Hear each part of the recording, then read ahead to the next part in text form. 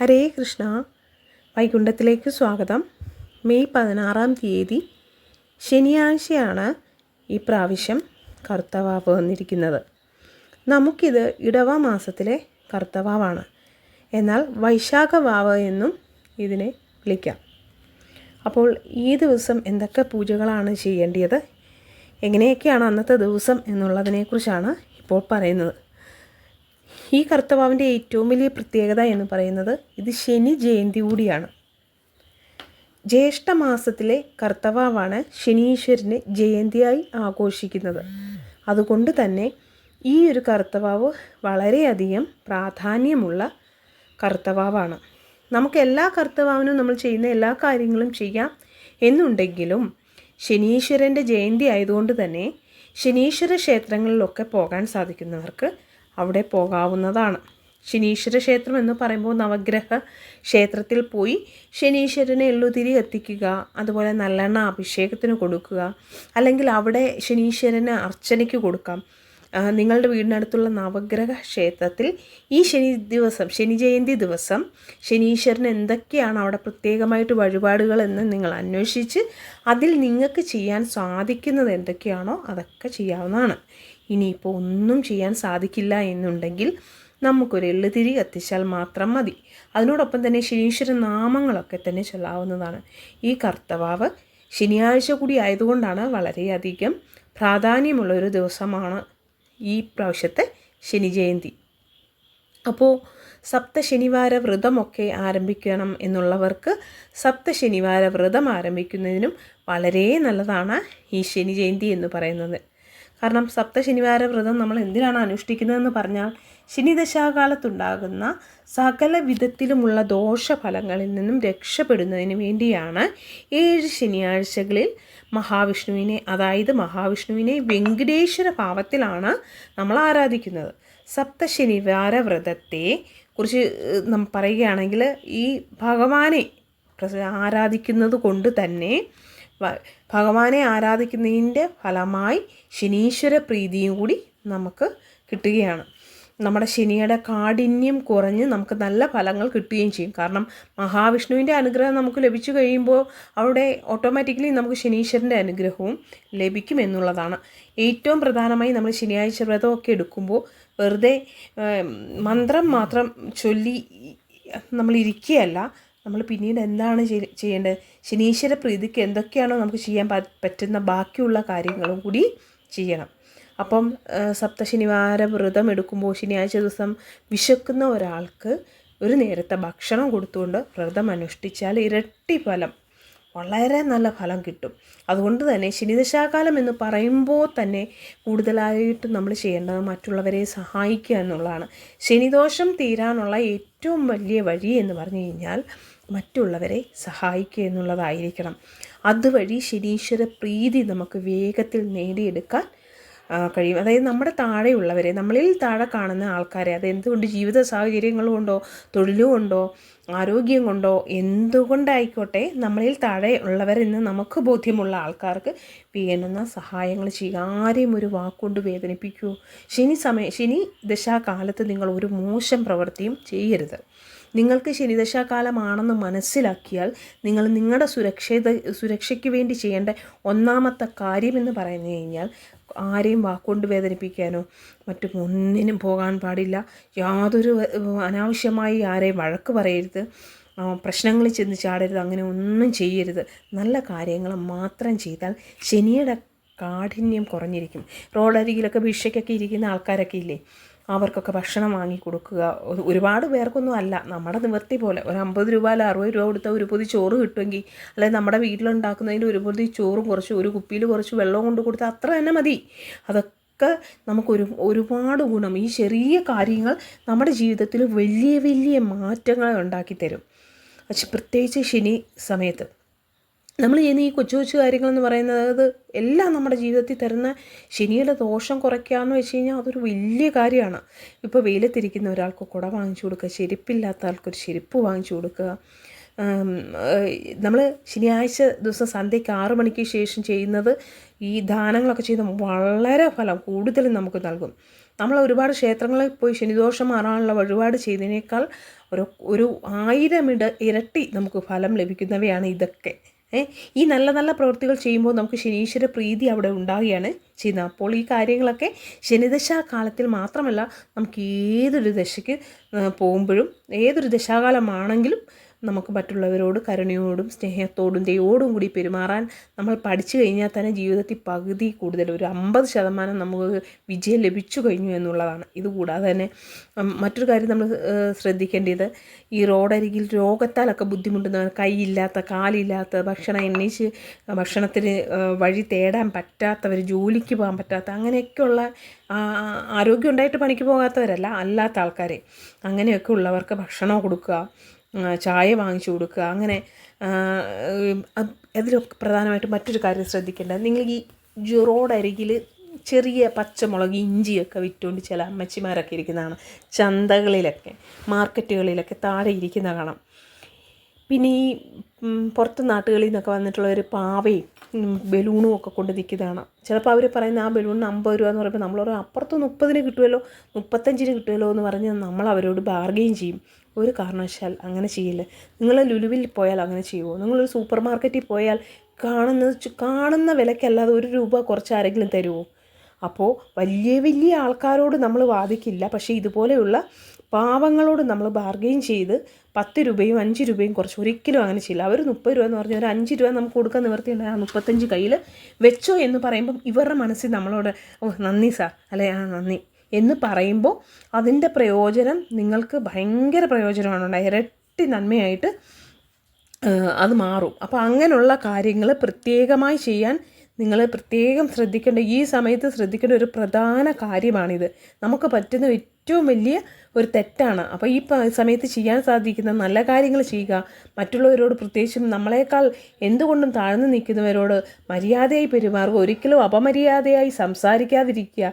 ഇങ്ങനെയുള്ള കാര്യങ്ങൾ തന്നെ ശ്രദ്ധിച്ചാൽ തന്നെ ശനീശ്വരൻ്റെ അനുഗ്രഹം ലഭിക്കും. വീടിനടുത്ത് നവഗ്രഹ ക്ഷേത്രം ഇല്ലാത്തവരാണെങ്കിൽ എന്താ ചെയ്യേണ്ടതെന്ന് വെച്ചാൽ അയ്യപ്പ ക്ഷേത്രത്തിൽ പോയി നീലാഞ്ജനം വഴിപാട് നടത്താവുന്നതാണ്, എള്ളു പായസം നടത്താവുന്നതാണ്, സാധിച്ചാൽ ശനീശ്വരന് തന്നെ ഒരു എള്ള് തിരി കത്തിക്കാവുന്നതാണ്, നല്ലെണ്ണ സമർപ്പിക്കാവുന്നതാണ്.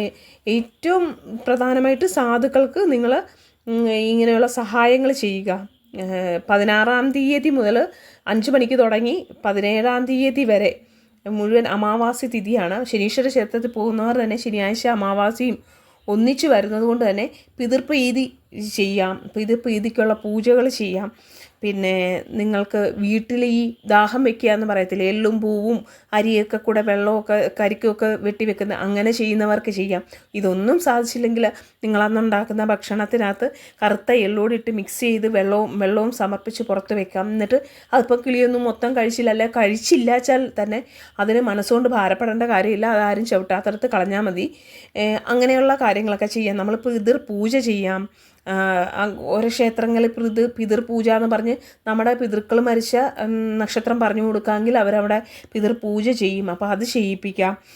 അവർക്ക് ഇതുപോലെ ദാഹം വെക്കാം. നിങ്ങൾ എന്നും നിങ്ങൾ ആഹാരം വേകുമ്പോൾ അതിനകത്തുള്ളൊരു തവി ചോറിനകത്ത് കുറച്ച് കറുത്ത എള്ള് മിക്സ് ചെയ്തിട്ട് കാക്കയ്ക്ക് കൊടുക്കാം. അറിയാലോ, കാക്കയ്ക്ക് ഭക്ഷണം കൊടുക്കുന്നുണ്ട് ശനിദോഷം നമുക്ക് പകുതിയിൽ കൂടുതൽ കുറയ്ക്കാം. നിങ്ങൾക്ക് ഇതൊക്കെ നമ്മുടെ ശനിയാണ് നമുക്ക് തോന്നാത്ത രീതിയിൽ നമ്മുടെ ജീവിതത്തിൽ മാറ്റങ്ങൾ ഉണ്ടാക്കാൻ ഇത് വളരെ സിമ്പിളായിട്ട് ചെയ്യാവുന്ന പല കാര്യങ്ങളുമാണ് ഈ പറഞ്ഞിരിക്കുന്നത്. ഇതൊക്കെ നിങ്ങളൊന്ന് ചെയ്ത് നോക്കാമെങ്കിൽ പിതൃശാപം നമുക്ക് ഉണ്ടാകുക എന്ന് വെച്ച് കഴിഞ്ഞാൽ ഏറ്റവും വലിയ ദോഷമാണ് പിതൃശാപം.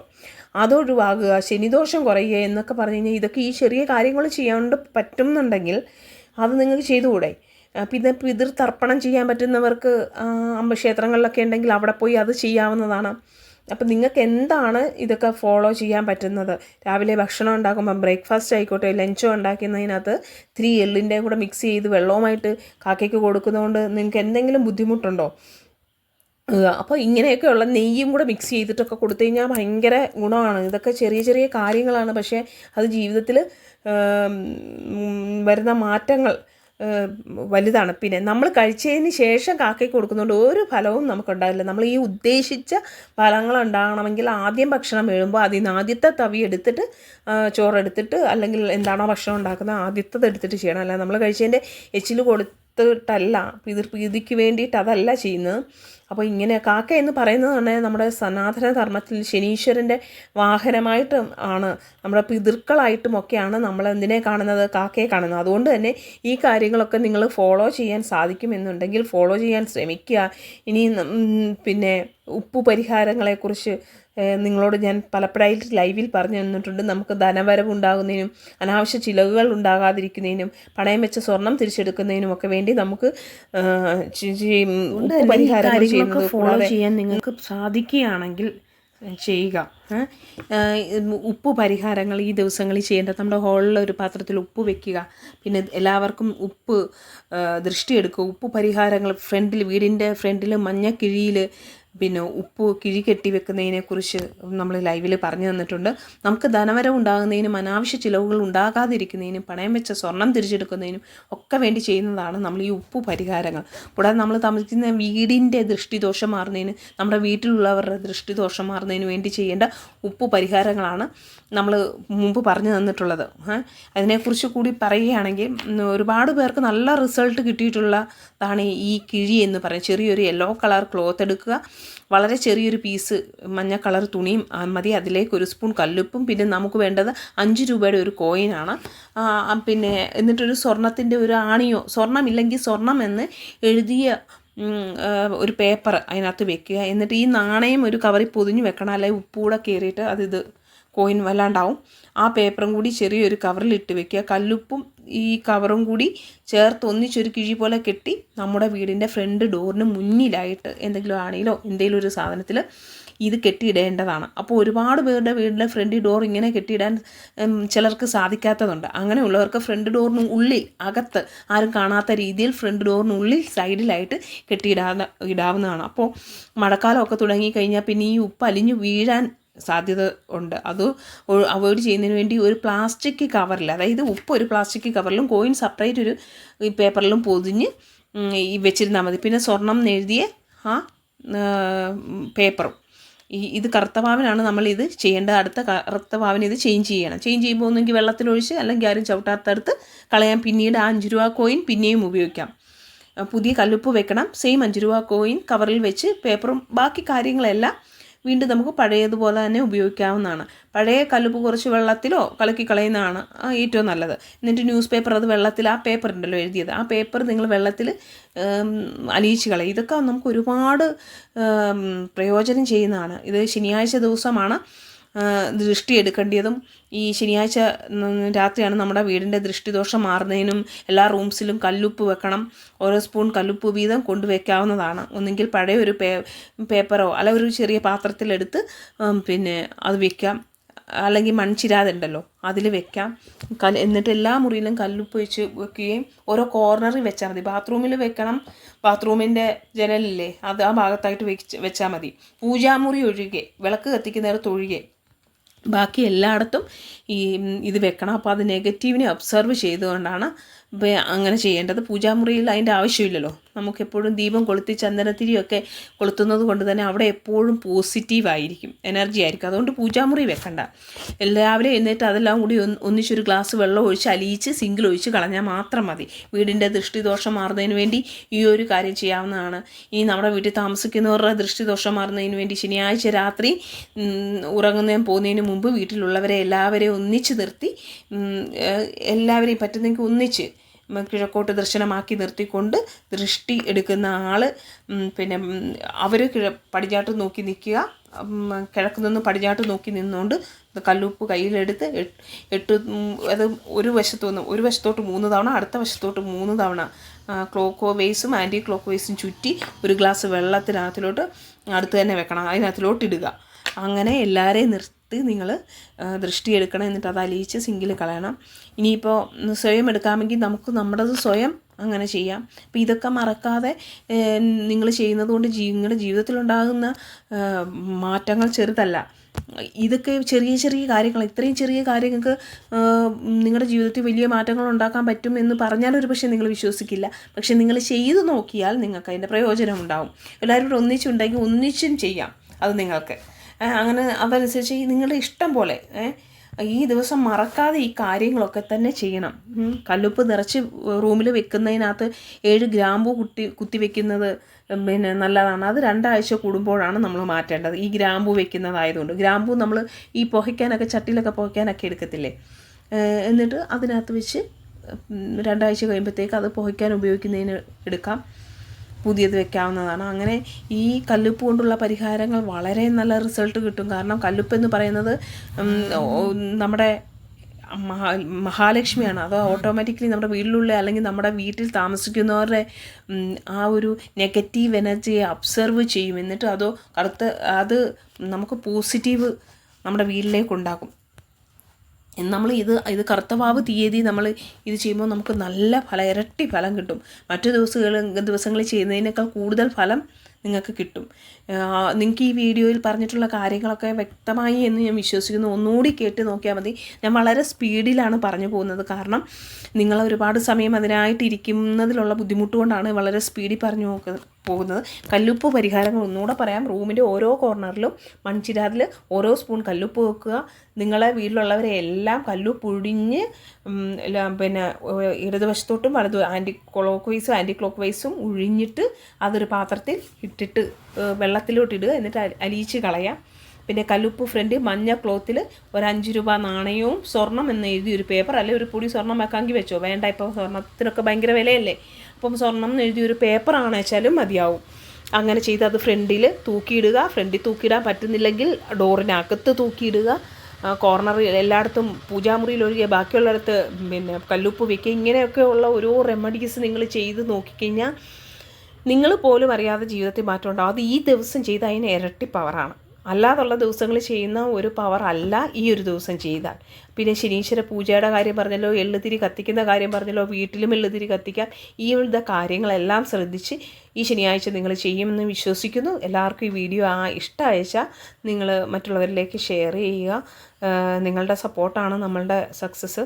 അപ്പോൾ ലൈവിൽ ഉടനെ തന്നെ വരാം. വീണ്ടും പറയുന്നു, ഞാൻ ഈ വൈകുന്നേരങ്ങളിൽ ചില ആധ്യാത്മിക പ്രഭാഷണങ്ങൾ അങ്ങനെയുള്ള ചെറിയ ചെറിയ കാര്യങ്ങളിലേക്ക് ഇപ്പം ക്ഷണങ്ങളൊക്കെ കിട്ടിപ്പോകുന്നത് കൊണ്ട് എനിക്ക് 8 മണിക്ക് പ്രോപ്പറായിട്ട് നിങ്ങൾക്ക് പറഞ്ഞു തരാൻ പറ്റുന്നില്ല. ആ തിരക്കുകൊണ്ടാണ് വീഡിയോ ഒക്കെ വൈകുന്നതും.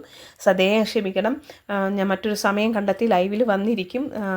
ഇന്ന് വരണം എന്ന് വിചാരിച്ചതാണ്. പക്ഷേ നമുക്ക് ഈ ഇലക്ട്രിസിറ്റിയുടെ ചില പ്രശ്നങ്ങൾ വരുന്നു, ഞാൻ വരുന്ന സമയം വൈകുന്നു, അങ്ങനെയൊക്കെയാണ് നിങ്ങളിലേക്ക് എത്താൻ പറ്റാത്തത്. എന്നാലും നിങ്ങളുടെ സഹകരണത്തിനും സ്നേഹത്തിനും ഒരുപാട് നന്ദി. ക്ഷേത്രങ്ങളിൽ എവിടെ പോയാലും ആ ഒരു ലിസ്റ്റ് നിങ്ങളുടെ അത് കൊടുത്ത് നിങ്ങളുടെ എല്ലാവരുടെയും പേരിലുള്ള വഴിപാടുകൾ കൃത്യമായി നടത്തുന്നുണ്ട്. അതിൻ്റെ മാറ്റം നിങ്ങളുടെയും ജീവിതത്തിൽ വരുന്നുണ്ട് എന്ന് ഞാൻ വിശ്വസിക്കുന്നു. എല്ലാവരും പ്രാർത്ഥനയോടുകൂടി ദൈവിക വിചാരത്തോടു കൂടി മുന്നോട്ട് പോകുന്നുണ്ടെന്നും വിചാരിക്കുന്നു. എല്ലാവർക്കും വേണ്ടി പ്രാർത്ഥിക്കുന്നുണ്ട്. നിങ്ങളും നമുക്ക് വേണ്ടി പ്രാർത്ഥിക്കുക. അപ്പോൾ വൈകുണ്ഠത്തിൻ്റെ ഈ ഒരു സത്സംഗത്തിൽ ഭഗവാന്റെ എല്ലാ അനുഗ്രഹങ്ങളും ഉണ്ടാകട്ടെ. ഓരോ മക്കളെയും ഭഗവാൻ അധികമായിട്ട് അനുഗ്രഹിക്കട്ടെ. ഗുരുവായൂരപ്പൻ്റെ അനുഗ്രഹത്തിൻ്റെ മറവിൽ കാത്ത് സംരക്ഷിക്കട്ടെ. കൃഷ്ണ ഗുരുവായൂരപ്പ അനുഗ്രഹിക്കണേ. ഹരേ കൃഷ്ണ. അപ്പം നമുക്ക് അടുത്ത ഒരു വീഡിയോയിൽ എത്രയും പെട്ടെന്ന് കാണാം. ഹരേ കൃഷ്ണ. എല്ലാവർക്കും നല്ലത് വരട്ടെ.